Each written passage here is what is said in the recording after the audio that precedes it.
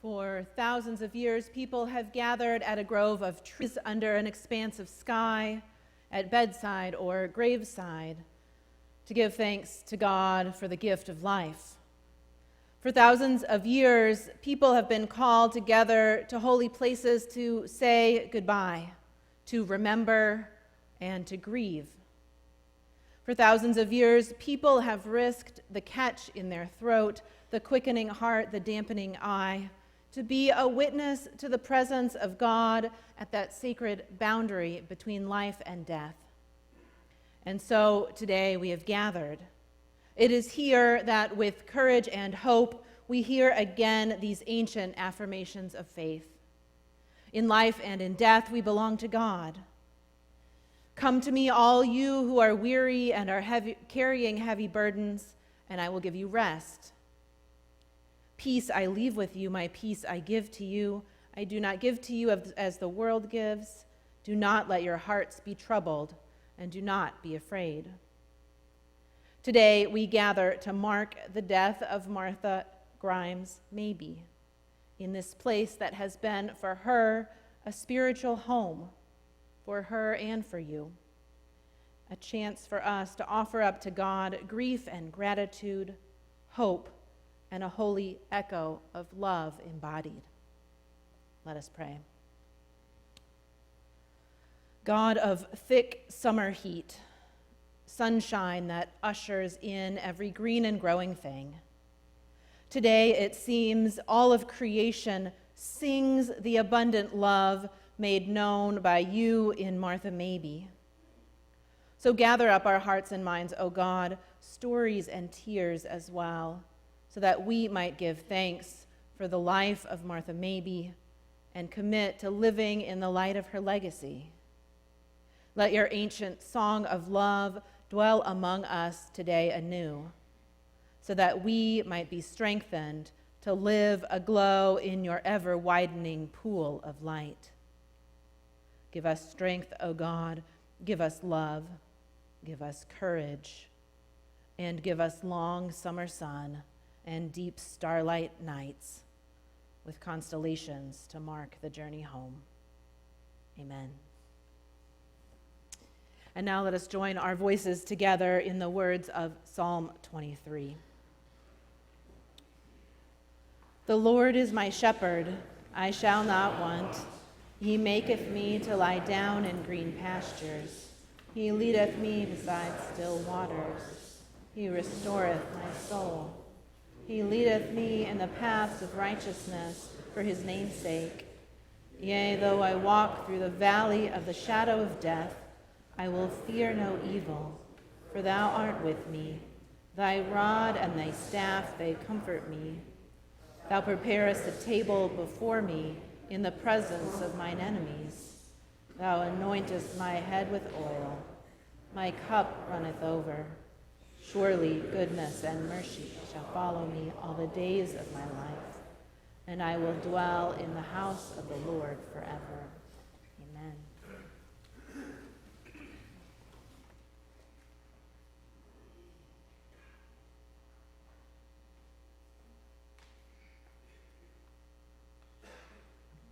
Oh, wow. Hi, everybody. I'm Karen. I'm the oldest. Thank you so much for being here. My family and I are so grateful, not only for you being here now, but for all the help and support you've given us through all these months, and most especially for the love and support you've given my father. Thank you very, very much. So I was very blessed. Oh, okay, I'm a crier. I'll do my best, but just forgive me, okay? I was very blessed in the last few months of my mother's life to spend a lot of time with her. And I was driving home, and I was thinking about how she was living this last chapter, and a word came into my head to define it. And the more I thought of this word, the more I thought it defined how she lived her life. Now I want to tell you all, I did not tell my mother this word. She would not have approved. We all have her voice in our head and know what she approves and doesn't approve. I didn't ask permission. Here's the thing, and I have no regrets. My mom was fierce. Oh, fierce. She was fiercely committed to making a difference in her community. Fierce. She was trying to figure out what she wanted to do when all her kids were grown and gone. And her friend Ada Addington came home from England, told her about Elizabeth Kubler-Ross and hospice.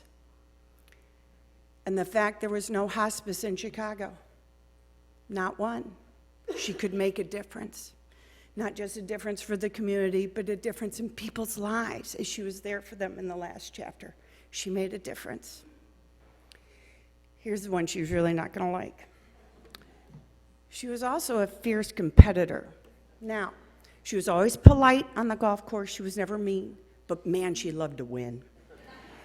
And if you were ever there when she had her real low score, you knew it. She also loved to win at the poker table. She loved it. My mom was a fierce, lifelong learner. She was reading up to the day she died. She loved her book group. She loved her discussion group. She loved those brilliant women.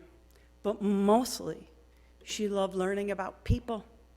And you knew that when she sat next to you, whether you were her friend, whether you were somebody new at a dinner table, whether you were her nurse, her daughter, her son, her grandchild.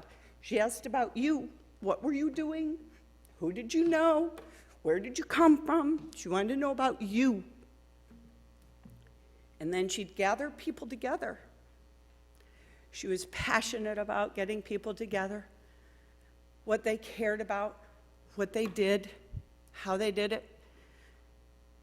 She was fierce about gathering her family together, being sure we took care of each other, being sure we'd take care of Pop. She battled this last battle fiercely in control. Martha Mabie was in charge, folks. And it was amazing, right? Every doctor, every email, that woman was in charge. To the end, she was in charge. And what she cared about was staying connected with the people she loved. Okay? Forever. My mom left this life as she lived this life. No regrets, and deeply grateful. Grateful that she could live her life with her best friend. Her life was a love story for 62 years. It was amazing. She was amazing. Thank you.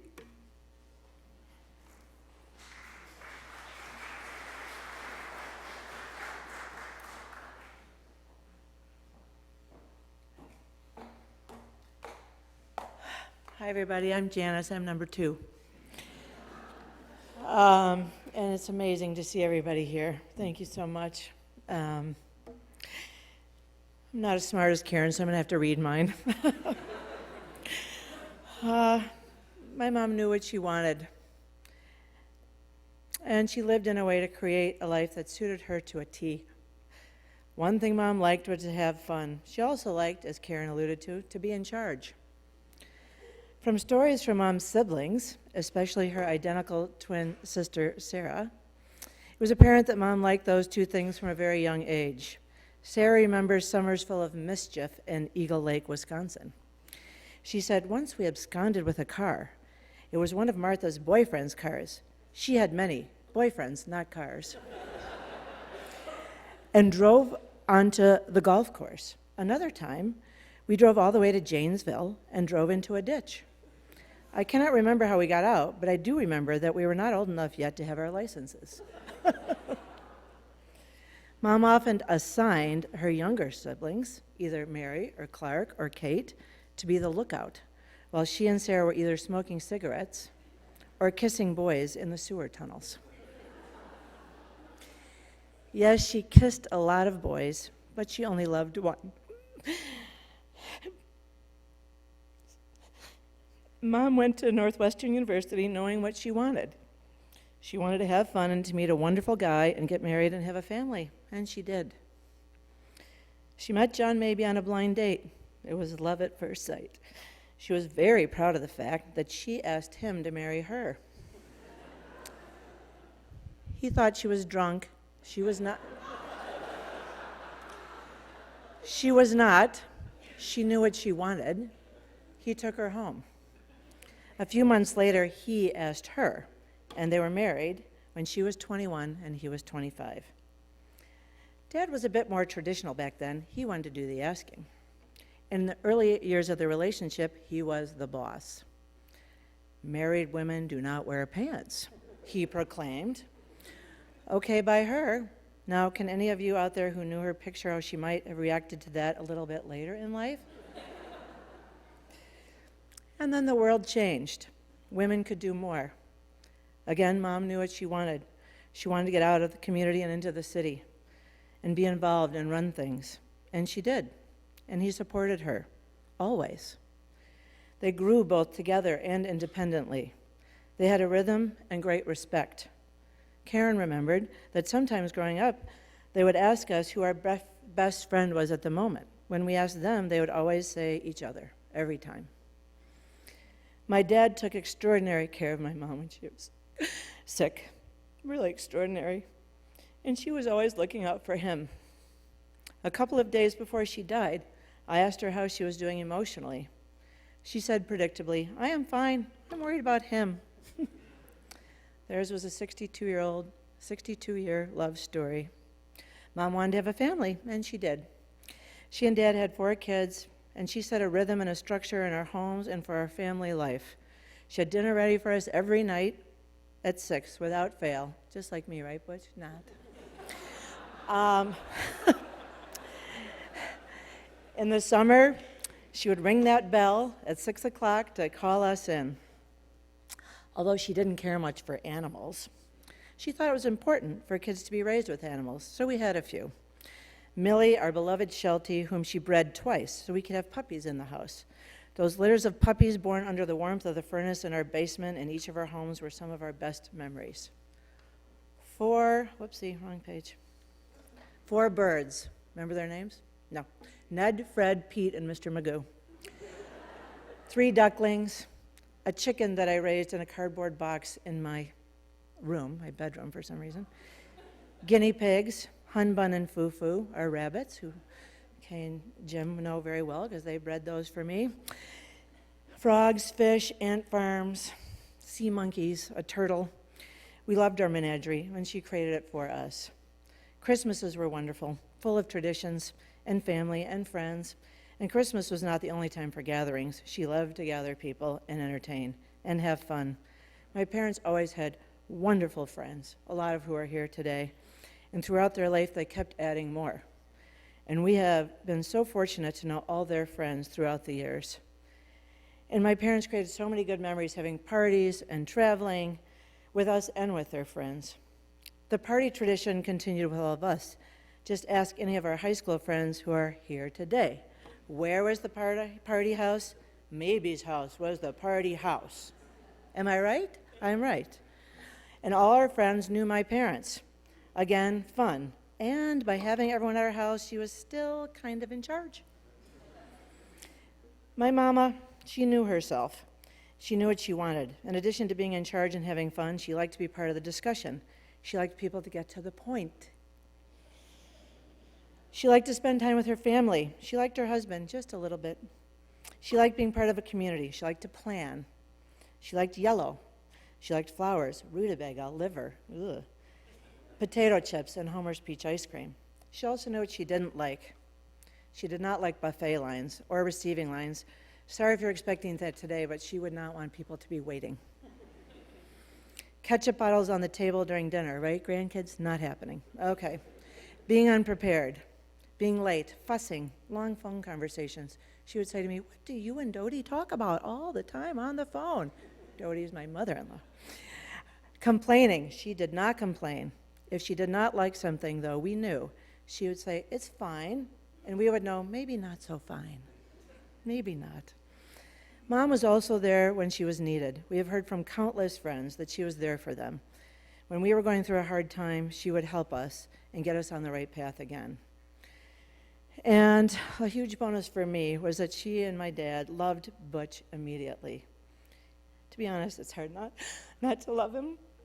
And what a delight that my wonderful in-laws, Ernie, who is not with us anymore, and Dodie, who's here today, and my parents loved each other, and they had fun together. That was very lucky for me. So, Mom, I have your hair, thank God. Sorry, Dad.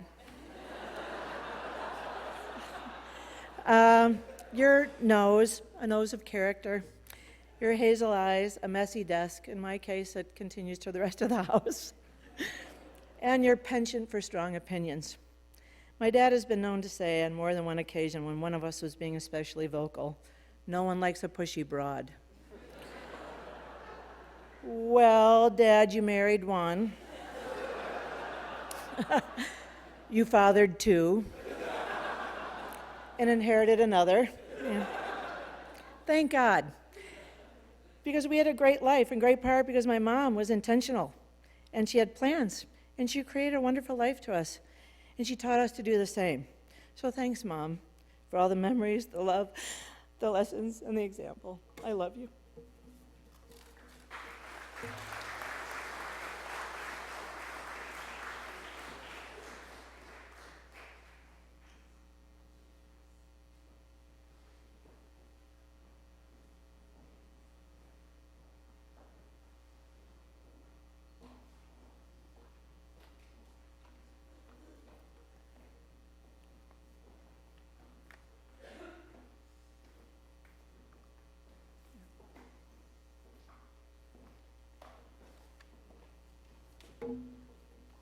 Hi everyone, I'm Sam Wampler, Karen's son, and one of, as you can see, 12 grandkids, so we're all here.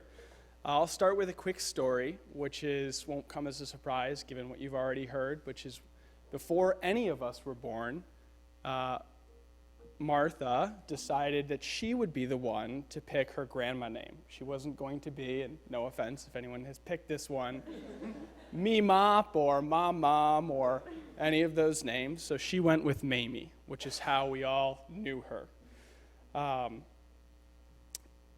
We've all put together a few stories about Mamie and all of the things that we've taken with us and learned from her and hope to have with us or will take with us for the rest of our lives. One of the common themes that was mentioned in all of the stories and has already been mentioned by Janice and my mom today was her unbelievable ability to keep track of everything we were doing, what we liked, the types of music we were interested, even if she didn't approve. And it was really impressive, and it wasn't just for her kids and her children-in-law, but also all of us. And it's not a small crowd, and we're not quiet. So she could keep track of everyone talking at the same time. Another quality that's already been discussed, but I think rubbed off on all of us as well, is her ability to get everyone in the family together at the same time. And a story came to mind about just a few months ago, so this last Christmas. I think either I called her or she called me, because we were going to make cookies at Mamie's house. This is a tradition that's been going on for, 30 years, 25 plus, something of that nature. She got on the phone and she said to me, I think that given how old the grandkids are, maybe not everybody is interested in making cookies. I said, okay, well now, I'm 30, so a little bit older. Missed that mark. The average age is, 20 or something. We do like the cookies, but that's not why we're coming, and it hasn't been for a while. And we couldn't imagine not just being there all together in the same room, and that was the idea. The last story that I'll tell is, again, echoing what my mom and Janice have already talked about, is her ability to just have a good time. This is a story all the way back to New Year's 2000, which I was 13, had lucky enough to be hanging out with the adults, watching the fireworks, having my first glass of champagne ever, and watching as the countdown comes, somehow the topic of cartwheels comes up. And Mamie says, again, year 2000, I used to be fantastic at cartwheels. I'm just watching, I'm trying not to get sent to bed early, so I'm just gonna let this play out. She is not limited to the one glass of champagne that I'm subject to at 13. Proceeds to attempt and do really well to this day At 11:45 at night, 3 or 4 glasses of champagne in, at an age that we won't be specific about. It's one of the most impressive athletic feats I've ever seen. And you could tell she had a heck of a time doing it. And I hope, and I think that type of influence will live with all of us. And I know that in talking to all of the grandkids and all of us standing up here today, that's something we'll keep together with us. And hopefully one day, I'll be doing cartwheels, my grandkids' first glass of champagne. Thank you all again for coming.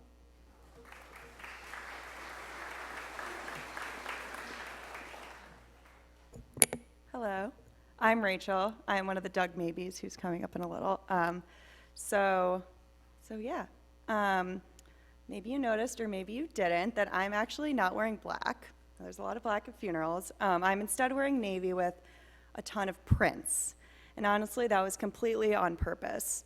Mimi was, as many of you know, a little bit particular. And she was also not a fan of when women wore colors on the gray scale of any sort. She didn't like black, and certainly don't get her started on gray sweaters. So you can probably picture her, as I can right now, at the couch of a corner of a department store dressing room, as my sister Heather and I walk out wearing gray sweater after gray sweater, and she's like, "Oh, for heaven's sakes, girls. Go back and get some more color." So that's exactly how our grandma Mamie was. She was an absolute bright light with no shades of gray.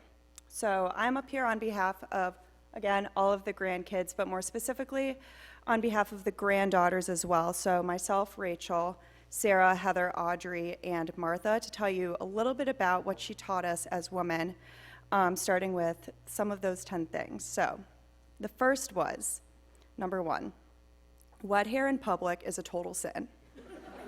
And all restaurants are cold, so always pack a sweater. Number 2, when you're playing poker in a room full of very loud men, make sure you bluff or you'll never make it. Number 3 is there's always room for ice cream. Number 4, Chardonnay can't solve all of life's problems, but it certainly softens the blow. Number 5, marry a man that makes you laugh. Number 6, thank God every day for your height. And those are actual words of hers. Because being a little old lady is very boring. Number 7, treat your friends like your family. And I think that's a testament here to how many people are here, just how much she treated her friends like family. Number 8 is to become fiercely involved in your community, which seems to be a theme. And you'll get more out of it than you give. Number 9 is don't ever take your life or yourself too seriously. And finally, number 10 is as a woman, you have a tremendous voice. And if you've got something to say, you better say it. And if you've got an opinion, then you better own it. So I think that last one is really what has resonated with all of the granddaughters probably the most, because she really taught us to speak our minds, to stand up for what we believe in, and always follow our passions no matter what they are. She definitely led by example and showed us what it means to really put your friends and family first. We're all, as Sam kind of mentioned, all so lucky to have spent so much quality time with her, whether it was through baking cookies at Christmas, spending a night downtown, notorious the 13th birthday, that was a big outing. Heather went to the rock and roll McDonald's for her, so you can imagine how Mamie received that. She did it though, she still went. And her favorite, over a round of golf. She was honest, she was thoughtful, she was very loving, and she was a mentor to all of us.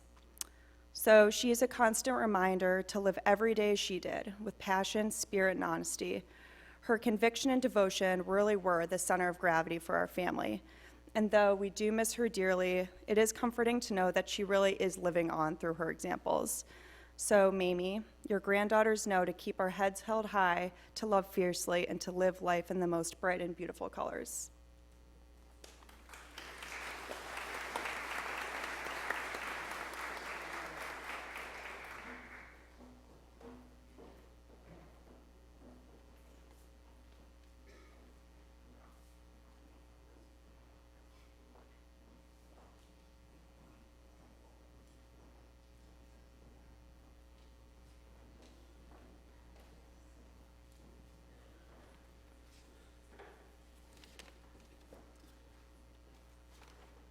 Welcome, everyone. I am Clint Mabie, the third child, and unfortunately I got Pop's hair, so the rest of my life.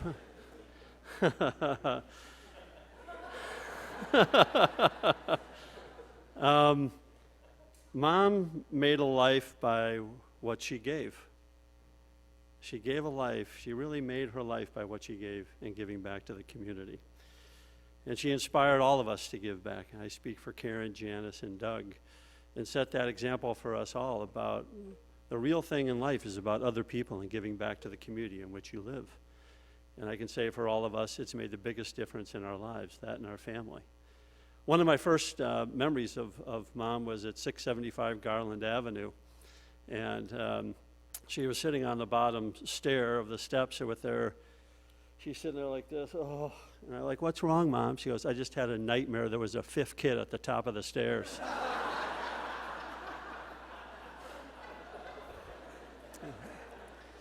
Well, 4 kids and 5 years in cloth diapers will do that to anybody.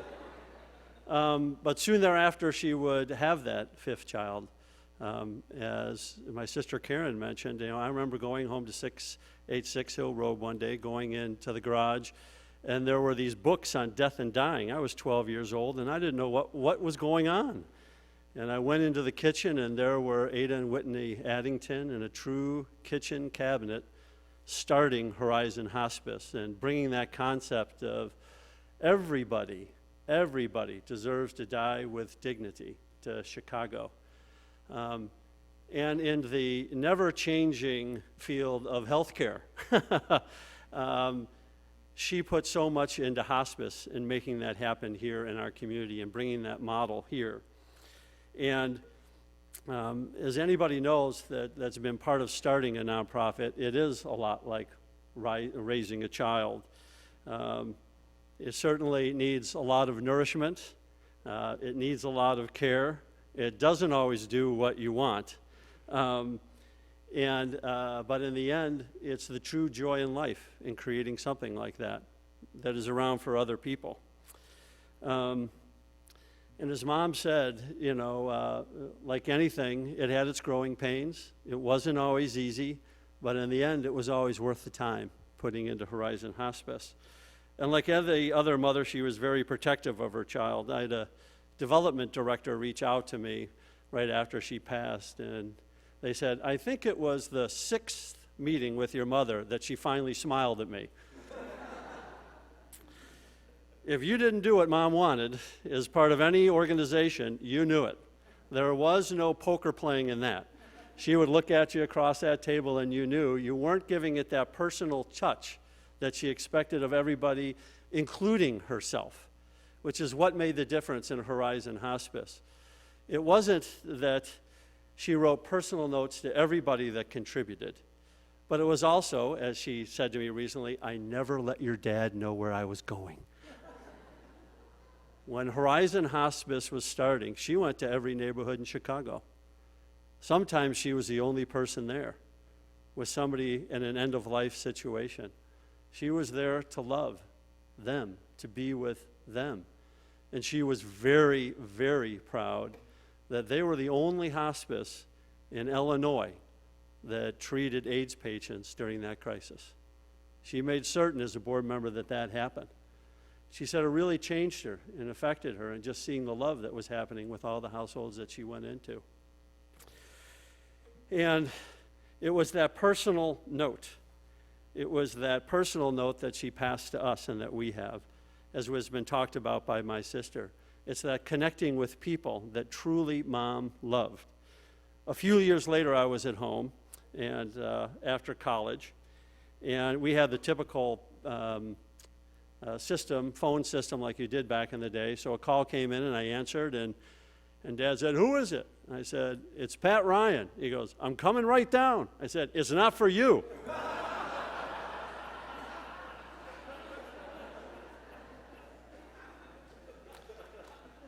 Well, that was the call, and I remember that day vividly. Mom took the phone, and Pat asked her to be a trustee at Northwestern University in honor of all the work that she had done for Northwestern.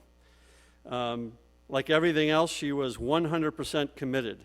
She loved talking with the students and all those who benefited from the university and getting to know her fellow board members.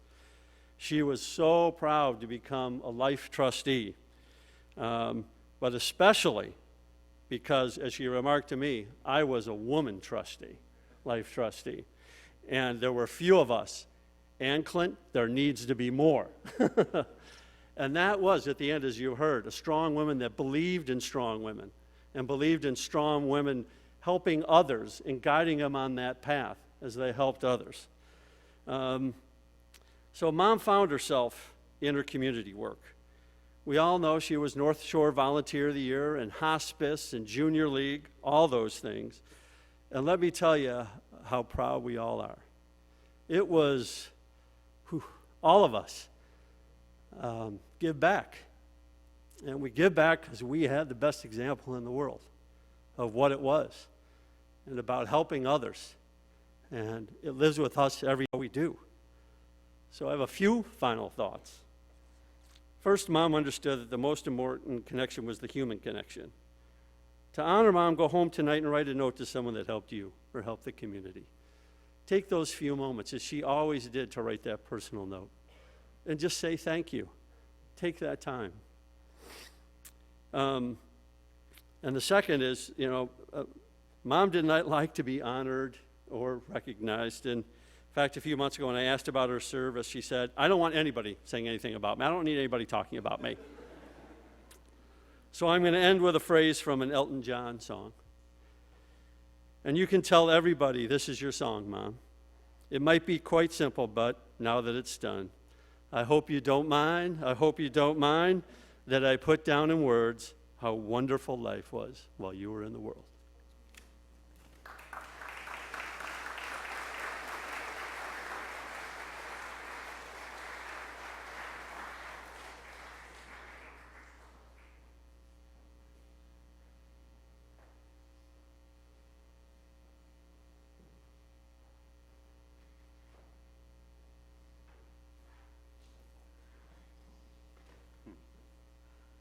That's a tough one to follow.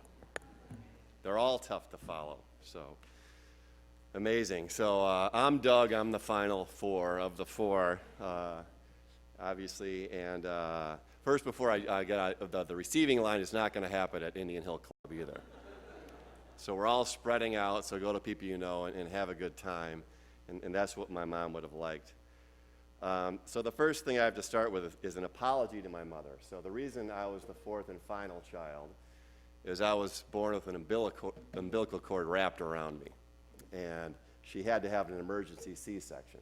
And so I found out years and years later, she actually did want to have more kids, but she really couldn't after me. So this is my chance to apologize for her for being such a pain in the you-know-what when I was delivered. What can be said about one of the most remarkable people I've ever met? I'm always so proud to call her my mom.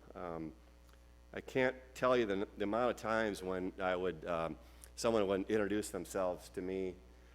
Could be a friend of my dad's, could be a stranger, could be someone I met at a certain occasion. It would ask me, "Are you Martha Mabie's son?" And I would say yes, and they would say how much they love my mom. And it always happens. Unbelievable, and made me so proud to be her son.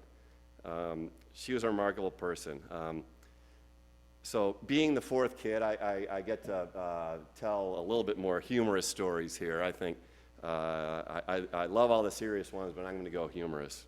Because not everyone knows her fun, mischievous side, and she definitely had one. As we've heard, she was one of 5 kids, identical twin. Sarah grew up in Milwaukee in Baltimore. I called her sister Mary not long ago just to get a couple of stories, hopefully. And her sister told me, recently shared a funny story. Their mother, Gigi, and she was quite the character in her own right, said, ask, how can you tell the twins apart? And they were identical twins. And Gigi said she knew how to tell them apart. All you had to do was ask, who was the stinker? Sarah would say, I'm not a stinker. And Martha would say, you're the stinker. Remember that one? One of my first memories concerning the twins when I was about 5 years old, and this is at 675 Garland Avenue, and I'd never met Sarah before. So I was up taking my afternoon nap, and I came down, and usually my mom was in the living room, so I came down in the living room, and I sat on her lap. I think you know where the story's going. Anyway, I was very comfortable, and all of a sudden my mom peeks her head around the corner, and I kind of freaked out. So anyway, thanks Sarah and Mom for pulling that one over on me. Martha was serious, but she loved to have a good time. One time she told me that at one point in her 30s, she hadn't learned how to drink a Stinger yet. I don't know if you know what Stingers are, but it's sort of a serious alcoholic drink. And she decided the guy that should teach her how to drink Stingers was Tommy Reynolds. I think you all know how the story ended. And she never had Stingers after that. She was a tough and loyal mom, and even when some of her kids did dumb things. When I was in 8th grade, and there's a couple guys in this audience that were part of this little caper, I guess you want to call it, we decided we were at a Washburn party, which is the junior high, and we decided we wanted to break into Skokie School because they had 6-foot basketball rims. And who wouldn't want to do that and dunk basketballs and have a lot of fun, which we proceeded to do. Anyway, the next day I went to class like normal, and I got called out of class to go to the principal's office. All the friends did, right? So I went to the principal's office, and there my mom sat with Corrine Siegel, the principal. I said, uh-oh, this doesn't look good. I started to understand when Mom started to speak. She wasn't mad at me. She was mad at the principal. And what she said is, why are you wasting all of our time?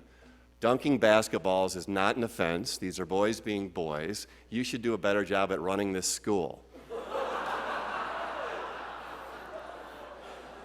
So it was wonderful. I always knew my mom had my back. She was a leader in convincing people to do all sorts of things. In high school, we had a few parties at our house, as you've heard, and most of the parties, my parents weren't there. But our high school graduation party, they were there. We had a keg, which was great. And then another favorite little device of ours was a beer bong. And I think everyone knows a little funnel, little holes in the funnel. Everyone knows what that is. Anyway, my mom decided that it would be fun for her to do a beer bong. And my friends sort of gathered around, and Martha Mabie did a beer bong. And after that, this was funny, because before that, none of the girls would do one, because it's not very ladylike to do a beer bong until Mrs. Mabie did one. Then a few of them did one afterwards, so I thought that was just awesome. I think it was her last beer bong, too, by the way. She had fun at Denison, too, so, and I'm calling Annie out here a little bit. So we were at a party in our fraternity, and my mom showed up, and Annie had never met her before. And as I said, she has an identical twin sitting right over there. And Annie could not figure out for the life of her why Mrs. Howard was at Denison. She had no kids there. Anyway, my mom, instead of being really nice and admitting it right away, she played along with it, which I thought was just awesome, and my mom liked to do that. They both had fun as we got married and had kids, and Annie reminded me of this story recently. They babysat when our kids were younger, and as we got home after something, and they were all sitting down playing poker together, and they taught all of our kids how to play poker. And I think Rachel said that Mamie and Pop are a lot more fun than we are, which is very true. So things that Mom loved were poker, horse racing, anything with a little action. She didn't like the wind. She didn't like convertibles. She didn't like skiing at all, horseback riding, or driving very fast. She was well organized in all things except her personal study. For some reason, I don't understand. She was always embarrassed by that, but none of us really cared. And we haven't mentioned the Mamie face yet, but Mamie which I can't believe. She could never hide anything. And so at Christmas, if we were giving her a present or something else like that, if she didn't like it, you could tell right away. Or if you brought a boy or a girlfriend home that didn't quite measure up, what she would say, if you asked afterwards how she liked that person, well, she's fine. That wasn't so good. My brother Clint famously decided about 15 years ago to buy her a piece of art, which we all thought was quite the risky proposition. She actually hit it pretty well, where she didn't come straight out and say something like she wanted to say, but I'll comment that it never ended up hanging on a wall. Annie and I couldn't help ourselves about 5 years later, and we bought the most hideous painting you've ever seen. I think we got it at Bed Bath & Beyond or something like that. And we wrapped it up and gave it to her for Christmas. Well, she just couldn't handle this one.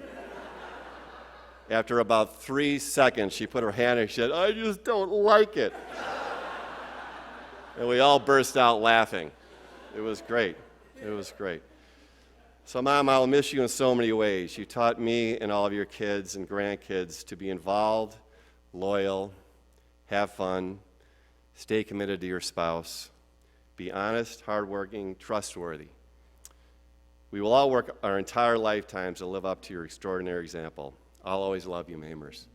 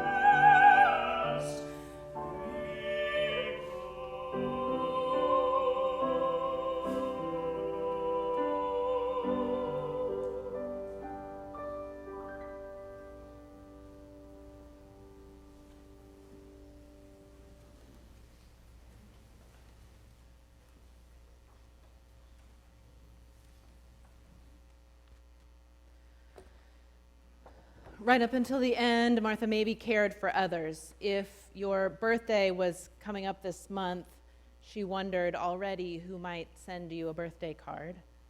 If her death was going to bring you sorrow, she comforted you, anticipating everything that you might need to be fed or have people surround you or time alone. She made sure that family flew in from every corner of the country and that everyone had a place card at the dinner table, that friends were invited. She was a planner, and John, as you said, all the details for today were taken care of because Martha raised a host of chiefs. She was decisive and not afraid to buck trends or resolve conflict the way she saw fit. So before we pray and sing and depart, I want to offer 3 words for Martha Mabie: humility, hospitality, and hospice. Janice used the word fierce, and I also hear within today's testimonies not a milquetoast humility, but a fierce, practical humility. She was planful enough to write her own obituary because, of course, she was a planner. But you'll notice that she doesn't overinflate her contribution to the world, and Janice and Karen actually had to add to the obituary in order to honor their mother. She skipped over important details.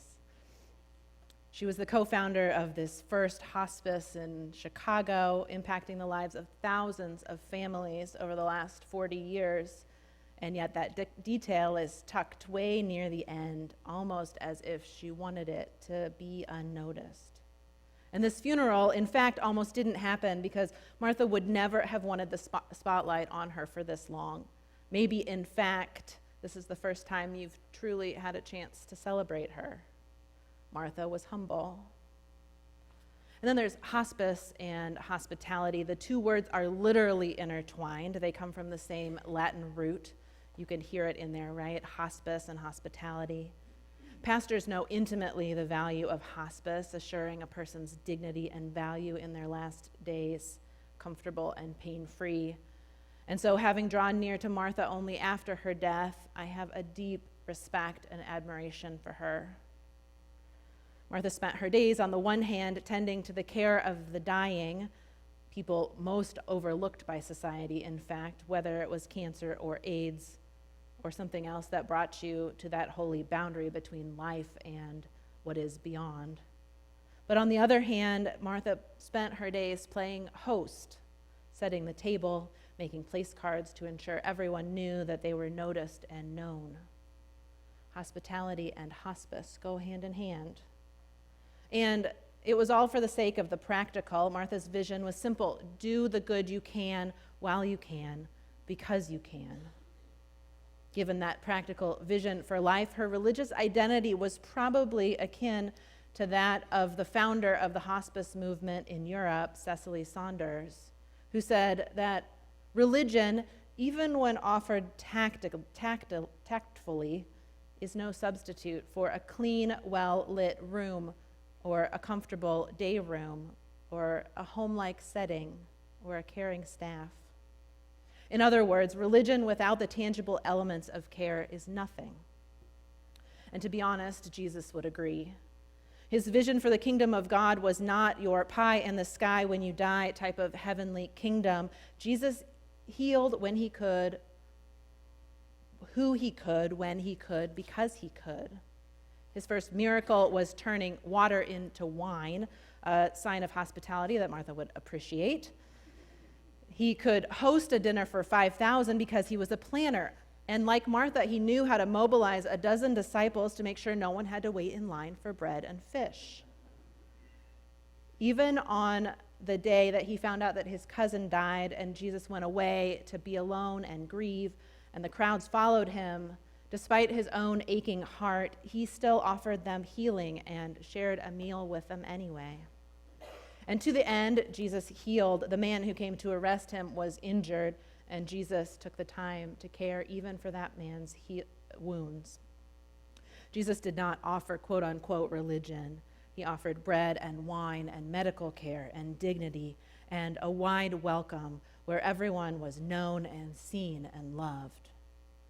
And so it's rooted in this vision for the kingdom of God here and now that we pray for Martha Mabie, for one another, and for Martha's legacy, that it might live on in and beyond each of us. Let us pray. O God of April 14th, 1936, we give you thanks for the life of Martha Mabie, for her birth, for her parents, for the home in which she was raised, for the 62 years of love between her and John, for the decades of motherhood that tuned her love to that particular melody known so intimately to Karen and Janice and Clint and Doug. O God of June 4th, 2019, we give you thanks, too, for the death of Martha Mabie, for the peace she found at home, surrounded by family, for the care she received there, for the 6-month cancer diagnosis and the 18 months of borrowed time you allowed her at the end. O God of welcome table of bread and wine spread before us like a greeting, as we hold on to gratitude mingled with grief, give us today tangible reminders of your love and joy and peace and patience here among us. And hear our specific prayers, rooted in the love Martha Mabie spread across this world. First, O God of here and now, for Martha's sake, help us to do all the good we can in all the ways we can, in all the places we can, at all the times we can, for all the people we can, as long as we ever can. For the sake of dignity and celebration and love, empower us, O God, to be like Martha, to send birthday cards to loved ones, even up to our dying day. And for the sake of Martha's love embodied, give us even just the smallest pieces of paper on which to write the names of our dinner guests, setting before them a table of love and welcome. Give us the gift of lavish love, O God, so that we might continue to scatter such love among family and friends and strangers. Let us be fierce in bearing one another's burdens. Let us heal the brokenhearted and bind up the wounds of the hurting. And let us recognize, too, the abundance that we have, food and shelter to spare, room for one more, treasure to share, so that we might participate in the generosity that Martha Mabie invited us into. For John and Karen and Janice and Butch and Clint and Doug and Annie, as they grieve, O God, and as they live life without Martha, forever changed, always root them again in her deep legacy of honesty, integrity, accountability, empowerment, and vision for doing good in this world. For her grandchildren, Sarah and Sam and Emily, Ben and Charlie and Eddie and Audrey, Chess and Clark and Martha and Rachel, Heather and Ross, give each of them rest in your wide welcome, in which each is known and seen and loved. For the dying and their families, O God, who were and are and will be, because of Martha's legacy, sheltered and comforted, given well-lit rooms and caring staff and people to accompany them on their last chapter, we give you thanks, O God. For men and women studying global public health at Northwestern because of Martha's legacy, whether it's maternal medicine in Tanzania or end-of-life care for the LGBTQ community in Nepal, or HIV policy in South Africa, and for so much more, we give you thanks, O God. For each of us, as we love and care for one another, sit side by side with the forgotten and abandoned, or seek to be like light, the dawn breaking forth each morning, fill our hearts with gratitude for Martha Mabie and for the ways in which she loved with Christ-like compassion.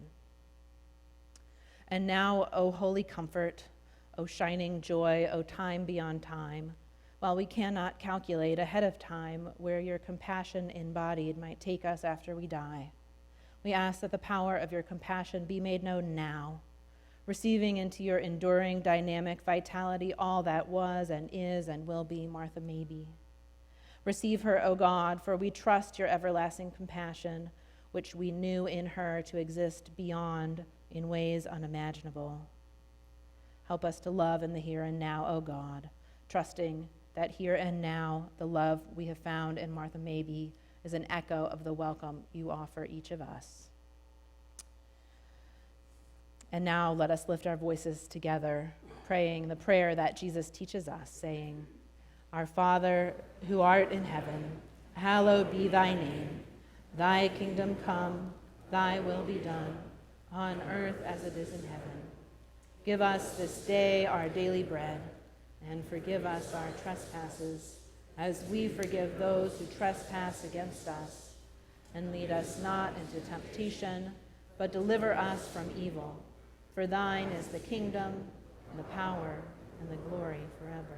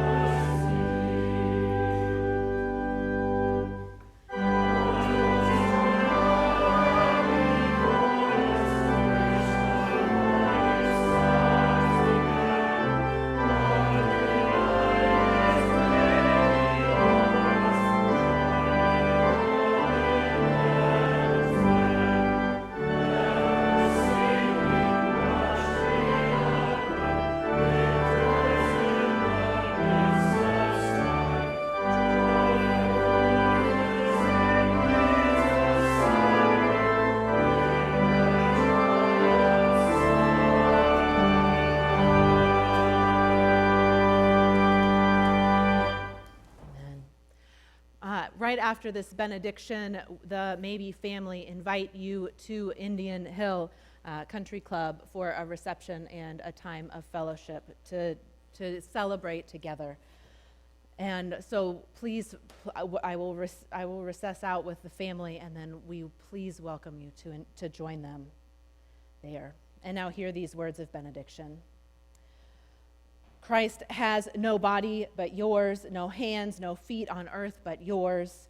Yours are the eyes with which Christ looks, compassion on this world. Yours are the hands which feed the world. May God be and abide with you now and always. Amen.